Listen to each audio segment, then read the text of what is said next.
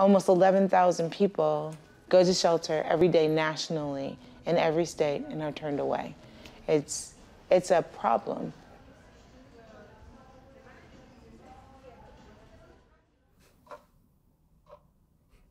My name is Courtney Santana, and I've been in the Austin area for 25 years. I came to Austin to attend the University of Texas. I went to the University of Texas and I started down that path to going to law school, and I met a gentleman at that time that kind of changed my trajectory a little bit. That's when I met, for the first time, the father of my daughter, who consequently became my abuser. We would get into a fight, he would hurt me, he'd go away for a few days, he'd come back, he'd be crying, I would take him back. We'd have maybe 2 or 3 months of things being fine, and then another episode. So we did this repeatedly for several years. I stayed because I felt my love, my prayers, all of the things that I was doing was going to stop his behavior. And it wasn't until he brought a gun to my house that I realized, oh, no, that's not going to work, and you need to stop because it's now becoming a fatal issue. Like, he could kill you. What happens to your children next? The moment when I decided that I was leaving, that day was the day that my son, who was the happiest baby on the planet, cried the entire afternoon, and it masked the sound of us opening the door for us to leave. I left my car out in the driveway. I never did that.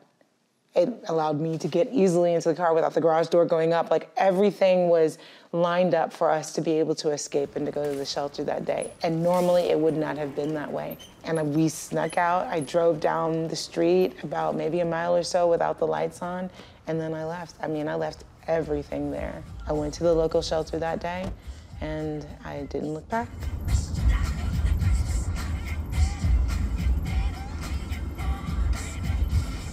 I went and I started speaking for the shelter where I lived at different high-tech companies, different organizations, different civic organizations about their need to support them financially because they were helping women like me.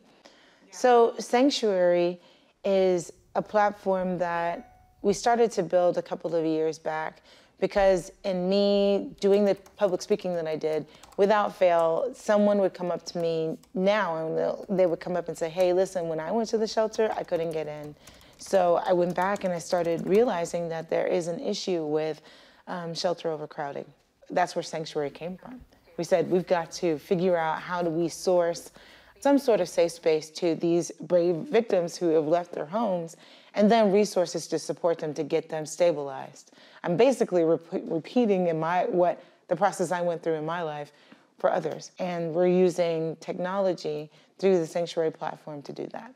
The Sanctuary platform is made for first responders. It provides visibility and access to seeing what's available in the community for those first responder calls. So a shelter doesn't know where there's shelter space. We're going to provide visibility in where there might be available shelter space in the area, and then help to transport that client to that shelter.